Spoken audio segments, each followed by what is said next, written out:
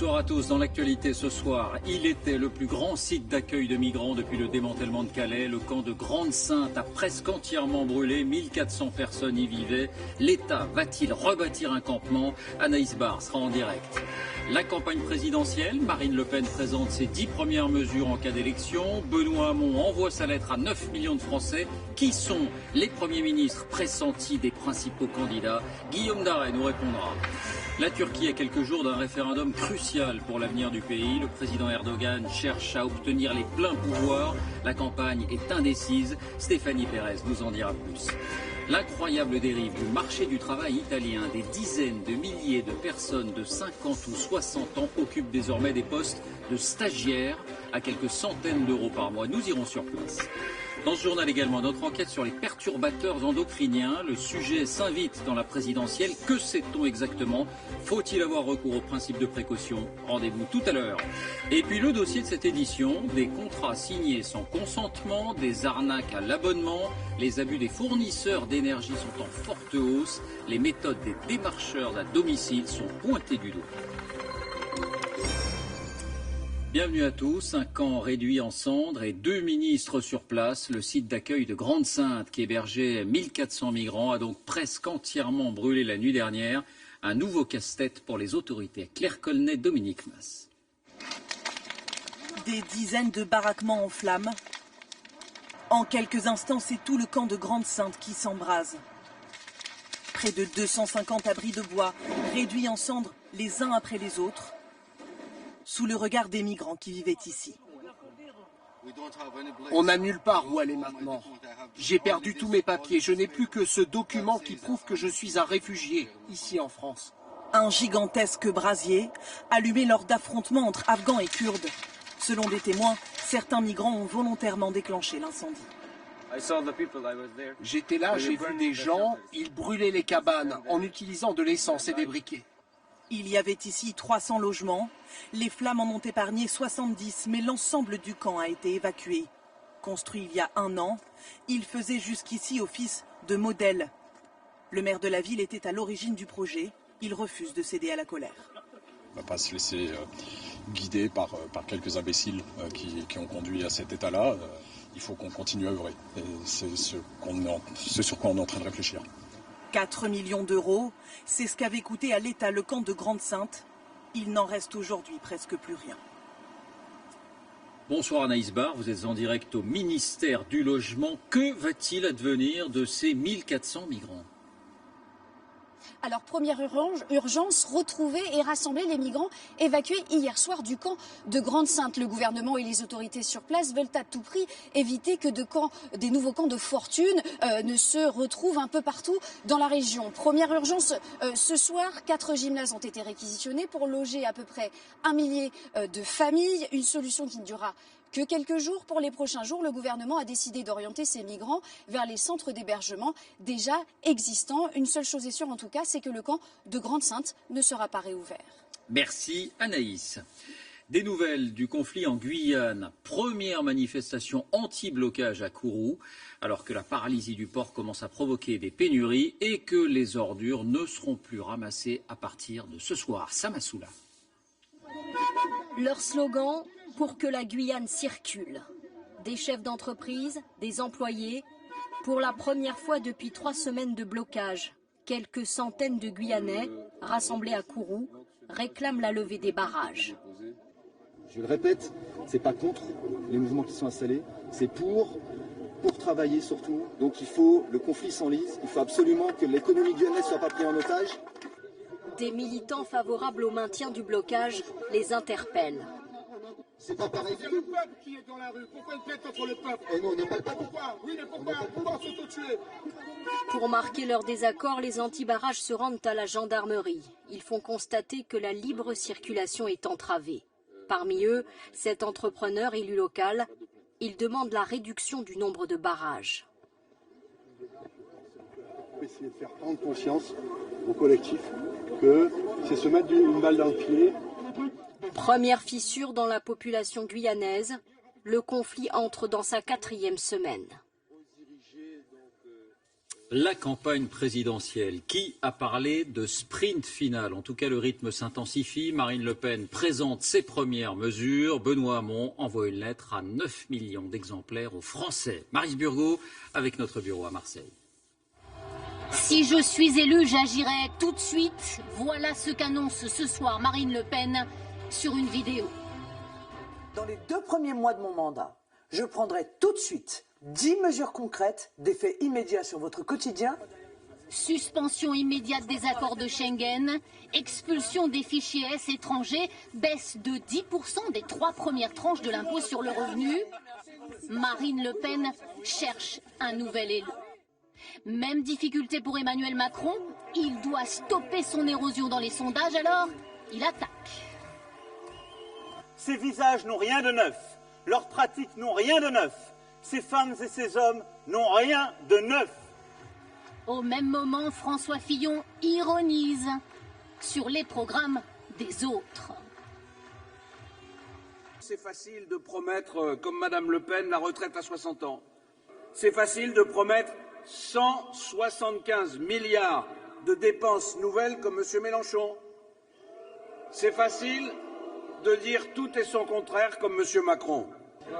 Pendant ce temps, Benoît Hamon rate ses pénaltys à Saint-Étienne. Mais n'y voyez aucun signe. Cette lettre envoyée à 9 millions de Français est d'ailleurs censée relancer sa campagne. Côté Jean-Luc Mélenchon, de bons sondages et donc une forme de sérénité. Les gens se disent, il y a une chance qu'il arrive au 2e tour. Allez, zou, on va donner un coup de main. Bon, là, il faut que je m'assure bien que nous avons doublé M. Fillon. Et puis après M. Fillon, je crois que le suivant, c'est M. Macron. Jean-Luc Mélenchon joue la force tranquille. Il sait pourtant que les 10 jours à venir vont être d'une rare violence. Et notez que Jean Lassalle publie lui aussi son programme manifeste intitulé « Résistons ». Il souhaite, je cite, « retaper la France et faire des campagnes une grande cause nationale ». Il demande aussi que l'Europe quitte l'OTAN. Il était aujourd'hui en visite dans le Gard, dans une exploitation viticole. Et question ce soir, qui serait nommé Premier ministre dans l'hypothèse d'une victoire d'un des 5 favoris? Bonsoir Guillaume Daret. Est-ce qu'on commence à y voir un peu clair? Alors, commençons par Marine Le Pen. Si elle entre à l'Elysée, eh bien, Florian Philippot se verrait bien Premier ministre, mais le Premier ministre ne sera pas forcément issu du FN. C'est Marine Le Pen elle-même qui le dit, parce qu'elle aura besoin d'élargir sa majorité. Certains de ses proches font donc des appels du pied à Nicolas Dupont-Aignan, qui pour l'instant n'y répond pas. Si, dans quelques jours, c'est Emmanuel Macron qui entre à l'Elysée, est-ce que François Bayrou, lui, prendra la route de Matignon? A priori, non, ça n'est pas à l'ordre du jour, c'est ce qu'a dit Emmanuel Macron il y a quelques semaines. Autre nom cité, le ministre de la Défense, Jean-Yves Le Drian, c'est l'un de ses principaux soutiens. Emmanuel Macron a aussi évoqué le potentiel profil d'une femme pour Matignon. Si c'est le candidat de la droite cette fois-ci, François Fillon, qui gagne, il y a un grand favori. François Barouin, c'est un très bon choix, a dit François Fillon il y a quelques jours. Un favori, mais aussi quelques outsiders, parmi lesquels on retrouve Valérie Pécresse, Bruno Retailleau ou encore Xavier Bertrand. Et pour Jean-Luc Mélenchon et Benoît Hamon? Alors, Jean-Luc Mélenchon, voilà ses plus proches soutiens, parmi lesquels Daniel Simonet, Alexis Corbière ou Éric Coquerel. Mais pour Matignon, comme il faudra élargir ses soutiens, il faudra probablement regarder ailleurs. Mais David, est-ce qu'il y aura encore un Premier ministre dans la 6e République de Jean-Luc Mélenchon? A priori, oui, me disent ses proches, mais on ne sait pas exactement quel pouvoir il aura exactement aujourd'hui. Quant à Benoît Hamon, hier, il a dit qu'il pourrait peut-être nommer une femme à Matignon. Et parmi ses soutiens, il y a 2 noms qui ressortent particulièrement, la maire de Paris, Anne Hidalgo, et la ministre de l'Éducation, Najat Vallaud-Belkacem. Merci Guillaume. Un président qui devra s'appuyer sur une majorité pour gouverner. Principale nouveauté cette année pour les élections législatives, la loi sur l'interdiction du cumul des mandats entre en vigueur. En clair, il faut choisir entre une mairie, une présidence de département ou de région et un siège de député. Eh bien, de plus en plus de dirigeants annoncent qu'ils renonceront à leur mandat parlementaire pour se consacrer à leurs fonctions locales. Margot Manière, Thierry Curtet avec notre bureau à Rennes. Ce sont des visages connus de l'hémicycle que vous ne verrez bientôt plus. Entre mandat national et local, certains députés ont déjà fait leur choix, comme le républicain Jean-François Copé. Il veut se consacrer à sa ville de Meaux. Être maire de sa ville, c'est quelque part pouvoir vraiment par ses décisions faire bouger les choses.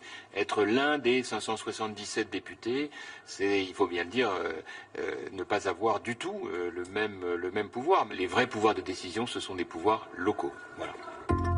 Et il est loin d'être le seul. C'est aussi le cas de Benoît Apparu, la ministre Hélène Geoffroy ou Jean Leonetti, le maire d'Antibes.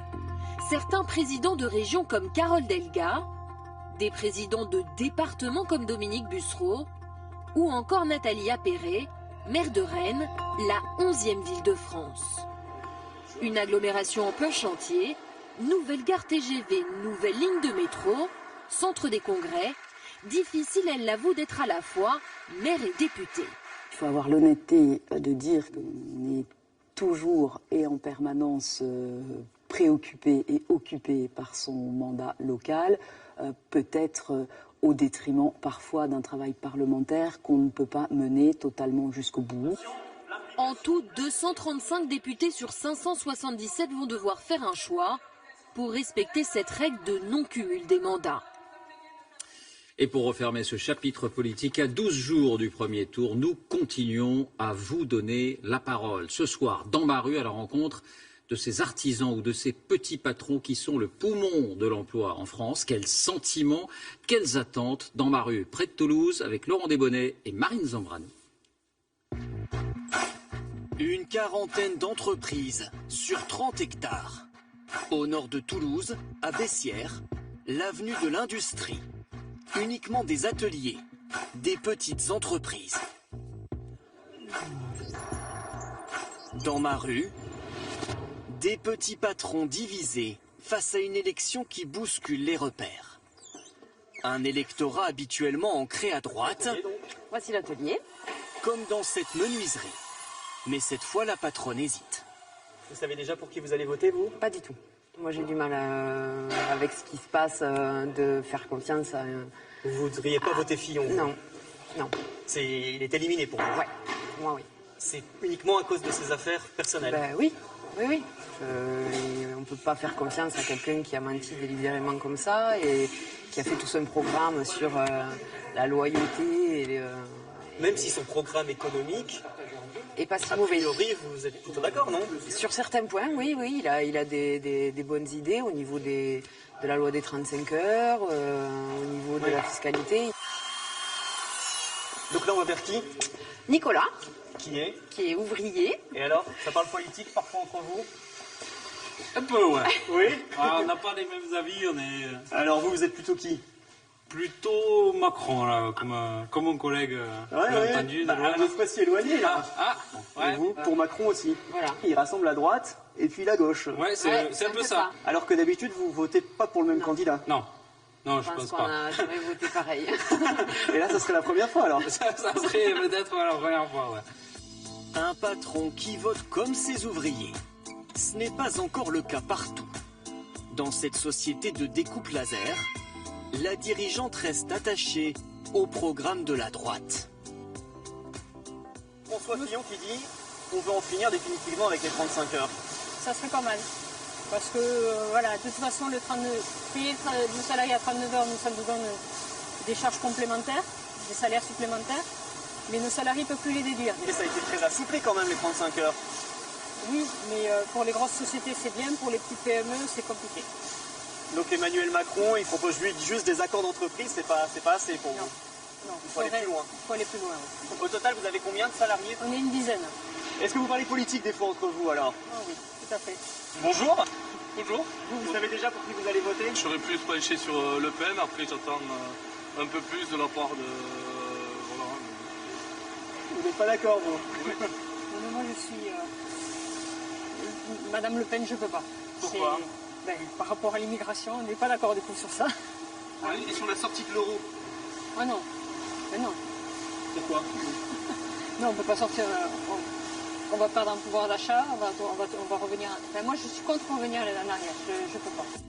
Le vote Front National, qui réussit à convaincre dans l'entreprise juste en face. Un garage automobile spécialisé dans les voitures anglaises, de luxe. Les Anglais, ils ont fait le Brexit, ils sont plus dans l'Europe, donc nous, ça ne nous change rien. Les pièces, on les commande en Angleterre, donc Ah oui, ça ne changerait rien, quoi. Ah non, vous ne seriez pas pénalisé par une moi, ça sortie ne me de l'euro. changera pas. Ouais. Donc ça y est, votre vote est décidé? À peu près. Marine Le Pen, j'aime bien parce qu'aussi elle parle de choses réelles sur l'immigration, des trucs comme ça. Si elle ferme les frontières, déjà, il y aura peut-être moins de problèmes.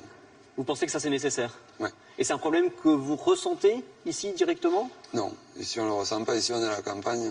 Donc c'est plus en observant le contexte actuel? Oui, quand on regarde les infos. Et vous vous dites, là c'est clair? Ça peut arriver à Toulouse, un attentat ou quoi. C'est pas... Et selon vous, c'est la faute à une immigration qui aurait été trop importante? Oui. Les questions de sécurité, pour la plupart des patrons, elles passent au second plan, derrière l'économie. Comme chez ce vendeur d'équipements pour l'agriculture, qui s'apprête à s'agrandir. Bonjour monsieur. Bonjour. C'est donc votre nouveau magasin? Voilà, c'est notre tout nouveau magasin libre-service agricole et motoculture. Oui. Ça ouvre quand? Ça ouvre dans 8 jours. C'est un gros investissement, c'est un petit peu le challenge de ma vie, honnêtement. Et là, vous avez été aidé? Les banques vous soutiennent? Alors, les banques nous suivent, mais après, on n'a aucune aide de l'État, on est voué à nous-mêmes. On est des entrepreneurs, on est des gens qui allons de l'avant, on a envie de dynamiser nos sociétés, mais on a plutôt l'impression qu'on nous freine plutôt que de nous pousser dans le dos, quoi. Et vous sentez qu'il y a un candidat là qui est prêt à vous pousser dans le dos, comme vous dites? Et malheureusement, non. Aucun? Non. Abstention ou vote par dépit, les petits patrons de Bessières n'ont pas encore trouvé leur candidat idéal. En bref, cette cérémonie d'hommage au caporal-chef Julien Barbet, 28 ans, marié, père de 2 enfants, tué au Mali jeudi dernier après un échange de tirs. C'était ce matin aux Invalides en présence du ministre de la Défense, Jean-Yves Le Drian. À l'étranger, un visage dans l'actualité. Ses adversaires le surnomment le sultan. Il tient son pays avec poigne depuis 14 ans et souhaite obtenir les pleins pouvoirs, ou presque. Recep Erdogan, 63 ans, est au centre d'un référendum qui se tiendra dimanche. Là-bas, il a aussi entretenu un culte de la personnalité comme la Turquie moderne n'en a jamais connu. Envoyé spécial Stéphanie Pérez, Marie Cazot. Dès la sortie de l'aéroport d'Istanbul, il est omniprésent. Sur l'autoroute, les immeubles, les murs. Partout, des portraits géants. Evet, oui, à Recep Tayyip Erdogan. Le président islamo-conservateur fait campagne pour obtenir les pleins pouvoirs lors du référendum de dimanche. Et il se présente en homme providentiel, défenseur d'une grande Turquie face à l'Occident. Nous allons vaincre les obstacles, nous allons l'emporter. Même si les pays étrangers font tout pour nous en empêcher, je me bats pour cela depuis 40 ans. Depuis la tentative de coup d'État en juillet dernier et son appel à la résistance lancé via les réseaux sociaux, l'obsession du président Erdogan s'est dirigée seul, sans opposition. Et dans son quartier, populaire et conservateur, ses électeurs le soutiennent sans faille. C'est notre chef, il compte beaucoup. Je l'aime parce qu'il ne mâche pas ses mots, il est juste. Il aime sa patrie et son drapeau. Nous, on le voit comme un De Gaulle. C'est pas du tout Mussolini en Italie, ou le général Franco en Espagne, ou Hitler. Même s'il est autoritaire, on l'aime comme ça. Recep Tayyip Erdogan s'est fait construire un palais 4 fois plus grand que le château de Versailles. Il a une obsession, restaurer la grandeur de l'Empire ottoman. Et une méthode, arrêter ses opposants. Plus de 150 000 interpellations ou mises à pied depuis 6 mois. Dans ce journal indépendant, 11 reporters sont derrière les barreaux. En 15 ans, petit à petit, il s'est accaparé tous les pouvoirs. Il a imposé un système avec lui comme seul chef. Même au sein de son parti, il centralise toutes les décisions. Avec ce référendum, on a le choix entre sauver la démocratie ou légaliser un système autoritaire. Recep Erdogan ou la dérive autoritaire d'un homme qui se voit en sultan du XXIe siècle. Bonsoir Stéphanie, vous rentrez d'Istanbul, vous avez réalisé ce reportage. Recep Erdogan est-il vraiment sûr de gagner ? Eh bien non, ça peut paraître surprenant, mais dans les derniers sondages, le oui et le non sont au coude à coude. Alors certes, le président Erdogan bénéficie d'une base solide, qui le suit les yeux fermés, qui lui est reconnaissante notamment d'avoir amélioré nettement le niveau de vie en Turquie. Mais il faut rappeler que la Turquie, c'est un pays qui reste très attaché à sa démocratie, à sa liberté. Depuis la création de la République en 1923, il y a aussi une partie du peuple qui est très attachée à la laïcité. Or, depuis la tentative de coup d'État, il faut bien le reconnaître, il y a eu cette purge sans précédent et le président Erdogan a clairement fait voler en éclats tous ses principes. Alors, est-ce qu'il est allé trop loin ? Même dans son propre camp, certains émettent l'hypothèse, tout doucement. Et ce qui est à peu près sûr, c'est que dimanche, quel que soit le résultat, ce ne devrait pas être le plébiscite escompté. Merci Stéphanie. Et pour plus d'informations sur le sujet, vous pouvez télécharger notre application France Info. À l'étranger encore, faudra-t-il vraiment s'y résoudre? Jusqu'à présent, les stages étaient réservés aux jeunes pour un premier contact avec le monde du travail. Eh bien, en Italie, voilà que ces postes de stagiaires sont désormais occupés par des quinquagénaires, voire des plus de 60 ans. Des milliers d'entre eux sont concernés. À Rome, François Baudonnet, Florence Crimon. C'est un phénomène invisible et pourtant bien réel. En Italie, les stagiaires de plus de 50 ans sont de plus en plus nombreux. Ce qui, en principe, est un système de formation pour les jeunes, a été dévoyé dans la péninsule. Comme chaque jour, Stefano quitte son lieu de travail, l'un des plus grands bâtiments publics de Rome, la Cour de cassation. Cet ancien informaticien n'a pas de vrai contrat, malgré son âge, 60 ans, il est ici en stage. Je m'occupe des dossiers, de l'archivage et de la préparation des audiences. Normalement, c'est une tâche toute simple qui devrait être accomplie par un stagiaire jeune, pas par quelqu'un de 60 ans, comme moi. Stefano est en stage depuis 7 ans, depuis qu'il a été licencié de son poste de technicien en informatique. Il touche 600 € par mois de chômage et en tant que stagiaire, il ne cotise pas pour sa retraite. Son indemnité de stage n'est qu'un complément de revenus. Regardez, voilà ce qui m'est versé chaque mois. 400 € seulement. Pour moi, ces années de stage sont des années perdues. Des années qui ne déboucheront sur rien, car je n'ai aucune chance de retrouver un vrai travail avant ma retraite. Et le cas de Stefano est très répandu. Dans les tribunaux italiens, ils sont plusieurs centaines dans son cas. Un phénomène qui ne concerne pas que le secteur public. On compte aujourd'hui 26 000 stagiaires de plus de 40 ans dans la péninsule, soit 18% de l'ensemble, presque un stagiaire sur 5. En cause, la dérégulation de ce type de formation. En Italie, le stage n'est plus réservé aux jeunes, aucune convention avec une université n'est exigée. Ce spécialiste dénonce une dérive du système. Les entreprises italiennes utilisent les stagiaires de plus de 50 ans pour faire des économies sur les salaires et sur les cotisations. En fait, c'est un mode de travail au noir à très bas coût. Plus grave encore, après leur stage, 2 seniors sur 3 ne trouvent pas de travail. C'est le cas de Davide. À 59 ans, il a été contraint d'accepter un stage d'opérateur dans un centre d'appel. Lui qui, pendant 20 ans, était dirigeant de grandes entreprises italiennes. C'est une expérience absurde. C'est hallucinant. Stagiaire à 60 ans, je crois que cela n'existe dans aucun autre pays civilisé. Le phénomène des stagiaires grisonnants en Italie est en tout cas la preuve d'un marché du travail sinistré dans un pays qui ne s'est pas encore relevé de la crise. Cette dernière minute à Dortmund doit se tenir dans quelques instants un match de Ligue des Champions face à Monaco.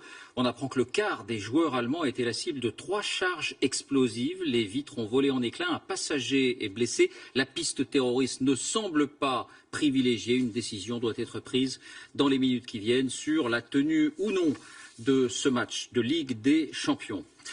Les sciences, en bref, et l'ultime voyage de la sonde Cassini. Après 20 ans de bons et loyaux services aux confins de notre système solaire, elle n'a plus d'énergie et va donc plonger vers Saturne et se détruire. Cassini a envoyé certains des plus beaux clichés sur les fameux anneaux.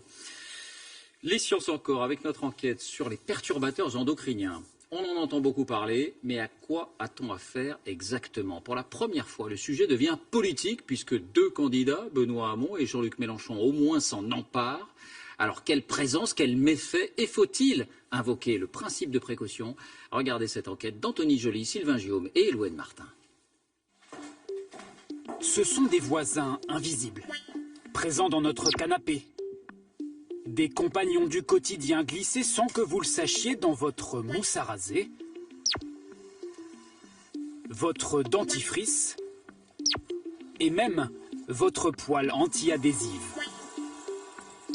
Retardateur de flamme, parabènes, triclosan, tous ces noms un peu compliqués sont considérés comme des perturbateurs endocriniens. Des substances chimiques présentes partout, mais qui restent encore méconnues du grand public. Est-ce que vous avez déjà entendu parler de perturbateurs endocriniens? Personnellement, non. Ça me dit rien du tout. Ça vous évoque rien? Non. Vous, madame, ça vous dit quelque chose? Non, non plus. Ça évoque des polluants du système immunitaire, des réactions voilà, de l'organisme. Il existerait plus de 800 perturbateurs actuellement. Ces substances chimiques sont accusées d'être une menace majeure pour notre santé. Quel impact ont-ils sur notre corps? Après 25 ans de recherche, pourquoi aucune liste n'a été établie? Voici à quoi ressemblent des perturbateurs endocriniens. Des solutions chimiques utilisées pour, par exemple, rendre un plastique plus souple ou éviter le développement de bactéries. Vous avez le PFOA, ce sont des molécules qui sont utilisées dans tout ce qui est revêtement anti-adhésif, donc dans les poêles à frire, dans les vêtements. Pour les poêles anti-adhésifs, c'est quand elles commencent à être usées. Vous avez le revêtement qui va se mettre au niveau des aliments. Et c'est là où on peut avoir une contamination par ces composés-là. Jean-Baptiste Fini est chercheur au CNRS. Dans son laboratoire, il mène des études depuis plusieurs années sur les effets de ces perturbateurs. Il fait notamment des essais sur des têtards. Pour une raison simple. Les hormones de l'homme, du tétard, de la grenouille, du poisson, en fait de tous les vertébrés sont exactement la même. En clair, les effets des perturbateurs endocriniens sur le tétard seraient identiques chez l'homme. Le chercheur verse sur les têtards quelques gouttes de cette mixture. Un mélange de 15 perturbateurs que l'on retrouve tous dans le liquide amniotique de la plupart des femmes enceintes. Au microscope, regardez le résultat. Ici, vous avez un tétard qui n'a pas été traité avec des produits chimiques. Et ici, vous avez le tétard qui a été traité avec le mélange des 15 produits chimiques. Ce que vous pouvez voir, c'est une augmentation très forte de la fluorescence dans la tête de ce tétard, ce qui veut dire qu'on a perturbé le bon fonctionnement des hormones thyroïdiennes chez ce tétard-là. Après plusieurs jours, les têtards plongés dans l'eau pure bougent normalement, tandis que ceux qui baignent dans les substances chimiques sont amorphes. Qu'en est-il sur le corps humain? Les perturbateurs endocriniens pénètrent dans notre organisme et peuvent dérégler notre système hormonal. Ils touchent le cerveau, la thyroïde, le pancréas, les glandes reproductrices. Et viennent se fixer sur les organes et miment, bloquent ou modifient l'action des hormones. Ils seraient en partie responsables de nombreuses maladies comme le diabète ou l'infertilité. Problème, il est difficile de déterminer quel produit est responsable de telle ou telle maladie. On peut montrer qu'une substance est un perturbateur endocrinien, ça c'est clair.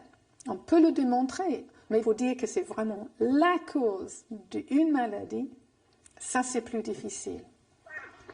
Définir clairement les liens de cause à effet entre un perturbateur endocrinien et une maladie, c'est l'objectif d'une vaste étude menée à Grenoble. Anne-Claire Marmillou et Maxime, son fils d'1 an, y participent. Lorsqu'elle sort de chez elle, elle fixe ce capteur près de son fils. Il faut que ça suive toujours mon enfant et que ce soit, si possible aussi, ni à terre, voilà, assez proche de sa zone de respiration. Bonjour.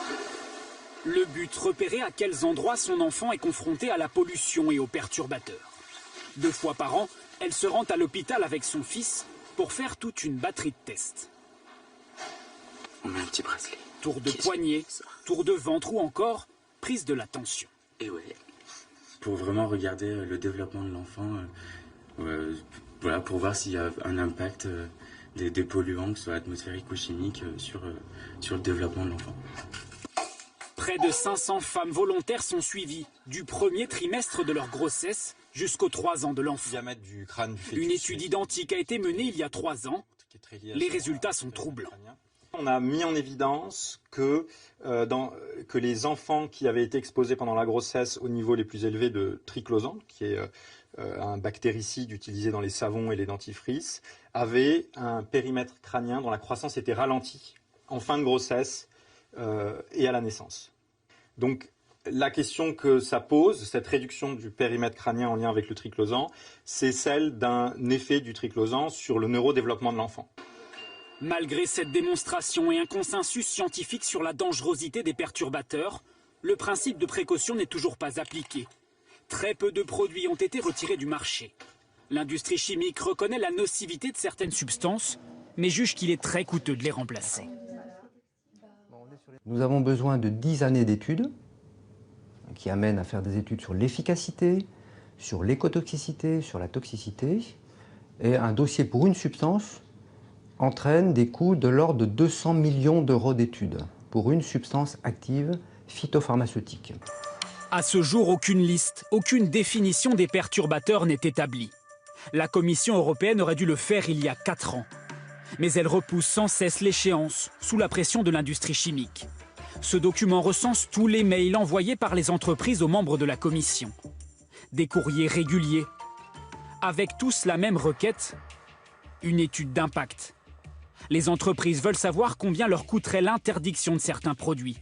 Une manière de repousser le problème, selon Michel Rivasi, membre du Parlement européen. En ce moment, la Commission, elle est complice du discours des multinationales pour gagner du temps et toujours pas interdire ces molécules. Donc c'est un vrai scandale. Je me bagarre sur l'intérêt général, mais je veux dénoncer aussi tous ces fonctionnaires de la Commission qui ne jouent pas le jeu, qui ne jouent pas la transparence et qui ne jouent pas justement l'intérêt de la santé des gens. Plusieurs études ont estimé le coût sanitaire des perturbateurs endocriniens. Rien qu'en Europe, il s'élèverait à 157 milliards d'euros par an. Voilà, priorité à l'actualité. On retourne tout de suite à Dortmund après ces explosions au passage du quart des joueurs allemands. Bonsoir Fabien Lévesque, vous êtes dans le stade pour France 2. Est-ce qu'une décision est prise sur le déroulement du match ? La décision de l'UEFA est imminente, David. Effectivement, l'UEFA va communiquer d'ici quelques instants. On se dirige vers un report du match entre le Borussia Dortmund et l'AS Monaco. Le speaker du stade vient de déclarer il y a quelques instants seulement qu'un incident grave est intervenu, car il y a quelques minutes, une heure maintenant, effectivement, il y a eu une explosion au départ du bus du Borussia Dortmund au niveau de l'hôtel des joueurs. Un joueur en avait été touché, l'international espagnol Marc Bartra, qui a été évacué, hospitalisé, touché au bras, le joueur du Borussia Dortmund.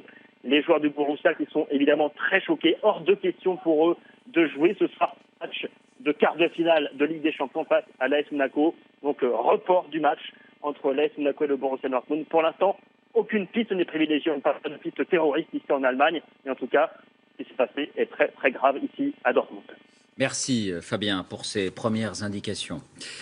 Le dossier de cette édition, la liberté de choisir, c'est bien. Se faire forcer la main, c'est plus embêtant. Ça fait presque 10 ans que chacun d'entre nous est libre de changer de fournisseur d'énergie. En clair, EDF n'a plus le monopole. Mais la concurrence tourne parfois au vinaigre. Contrat signé sans consentement, arnaque à l'abonnement. Vous allez découvrir comment les démarcheurs à domicile s'y prennent pour passer en force. Les plaintes sont de plus en plus nombreuses. Dossier réalisé par Fanny Stenler, Bruno Giraudon, avec nos bureaux à Lyon et à Toulouse. Derrière ce compteur, un trésor convoité. Votre consommation de gaz et d'électricité. Près d'une vingtaine d'entreprises se disputent le marché aujourd'hui. La concurrence est devenue acharnée. Près de la moitié des consommateurs ont déjà été démarchés pour changer de fournisseur, par téléphone ou à domicile. Et pour remporter la mise, tous les coups sont permis. Alors, j'ai sorti mon dossier. Ces deux voisins de palier s'en sont rendus compte, mais trop tard. Dans le contexte. C'est quelqu'un qui s'est présenté comme étant de l'EDF et qui nous a informé que EDF n'existait plus et que ça s'appelait maintenant Engie. Le démarcheur ne leur laisse pas le choix et leur demande de signer un nouveau contrat. Mais quelques jours plus tard... On a découvert à la télévision que EDF existait toujours, puisqu'il y a eu des publicités. Nous nous sommes rendus à l'agence EDF et là, on nous a bien confirmé que EDF était toujours présent. Des plaintes pour ce type d'arnaque, le médiateur de l'énergie en reçoit des dizaines chaque semaine. Cet organisme joue le rôle de conseil auprès des consommateurs, perdus face à un secteur en pleine concurrence. typiquement, il y a des fournisseurs qui jouent sur la confusion et la désinformation pour faire signer des contrats. Aujourd'hui, il y a encore une majorité de Français qui n'y comprennent rien, qui ne savent même pas que le marché est ouvert à la concurrence, qui confondent les fournisseurs, qui pensent que EDF et anciennement GDF Suez sont un seul et même fournisseur. Donc c'est très facile finalement d'abuser de la confiance des gens. Mais dans certains cas, les démarcheurs vont encore plus loin et deviennent de véritables faussaires. Je vois une personne habillée en électricien avec une tablette professionnelle qui me dit « Bonjour monsieur, c'est pour le relevé des compteurs ». L'homme va en fait relever les informations nécessaires pour établir un nouveau contrat, sans jamais en informer son client. Il n'y avait pas de raison de s'inquiéter, il ne m'a pas demandé de signer quoi que ce soit, de cocher des choses. C'était simplement un relevé, il m'a dit « Merci monsieur » et il est parti. Un mois plus tard, il se retrouve abonné malgré lui à un nouveau fournisseur. Je reçois ce courrier de mise en service de la société Engie qui m'annonce voilà, 7,12 € de facture de mise en service. Je ne comprends pas. Il contacte la société qui le compte bien parmi ses nouveaux clients. Il comprend alors qu'un contrat a été souscrit à son insu. Je ne comprends pas. Dans son cas, comme dans la moitié des plaintes pour démarchage abusif, c'est le fournisseur Engie qui est concerné. La société ne démarche pas elle-même, elle passe par des prestataires extérieurs. Se sent-elle responsable face aux clients arnaqués? M'affirmant que je venais donc de souscrire chez eux et ils me faisaient parvenir une facture de mise en service. Vous comprenez que cet homme avec sa facture à la main, il vous en veuille à vous, Engie? Bien entendu, je le comprends parfaitement et c'est un problème pour moi, c'est un problème pour l'image de notre marque. Encore une fois, on cherche à avoir des clients satisfaits. On n'a aucun intérêt à avoir des clients insatisfaits, on n'a aucun intérêt à envoyer des factures à des clients qui n'ont pas souhaité être clients, et donc c'est la raison pour laquelle on traite ces cas-là. Selon Engie, le démarcheur malhonnête aurait été identifié et écarté des ventes. Des vendeurs peu scrupuleux, Florian Cargo en a croisé. Pendant 3 semaines, il a fait du porte-à-porte pour un fournisseur de gaz italien. Il était payé au nombre de contrats signés. Mais il n'a pas voulu devenir l'un de ces vendeurs prêts à tout pour une commission. Il y a des arnaques, il y a des astuces qui sont possibles. Il y a faire un devis par exemple, qui n'est pas un devis mais une signature de contrat, et utiliser un papier carbone pour récupérer la signature d'un client. Ça existe malheureusement et c'est ce qui fait que le métier est très difficile et très mal vu surtout. Vous imaginez Non, justement, j'ai écouté, je trouve ça aberrant. Que les consommateurs se rassurent, quels que soient les délais, il est toujours possible de changer de fournisseur, et cela gratuitement. Voilà, un mot de félicitations à nos confrères de Cache Investigation. Édouard Perrin, Benoît Bringer partagent le prix Pulitzer avec d'autres journalistes de différents pays pour l'enquête sur les Panama Papers. Merci de nous avoir suivis. Tout de suite la météo, toujours souriante, d'Anaïs Baïdemir. 20h55, les pouvoirs extraordinaires du corps humain avec Adriana Carambeu et Michel Simès. Et on se quitte sur ces images du marathon sur le toit du monde. 42 km et quelques sur la banquise du pôle Nord avec un mercure à moins 30 parfois et avec un temps d'un peu plus de 4 heures pour le vainqueur. Je vous souhaite une très belle soirée. À demain. Walking on the plane as I hold my breath, it's gonna be weeks till I breathe again. No. I know that you hate it, and I hate it just as much as you.